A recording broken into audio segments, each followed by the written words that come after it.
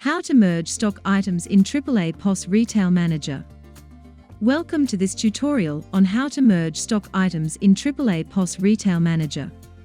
Merging stock items helps correct accidental duplication, and this process ensures that you have accurate stock records in your system.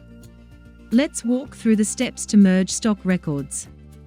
Before merging stock items, keep in mind, you cannot merge two stock items if only one of them has the serial number tracking feature enabled.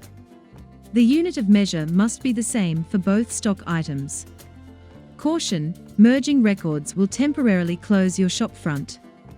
Ensure that all connections to your shopfront are closed before proceeding. To start, navigate to the admin menu and choose Merge, Delete Records. Click the drop-down arrow in the Select Records from field, then select Stock. Next, enter the old barcode of the stock item that you want to merge. Now, enter the new barcode in the New Barcode field. This will be the barcode you want to keep after the merge. Click Merge or press F10 to initiate the merge. A confirmation message will appear asking if you're sure about merging the records. Click Yes to confirm and continue the merge process. If you decide not to proceed, click No.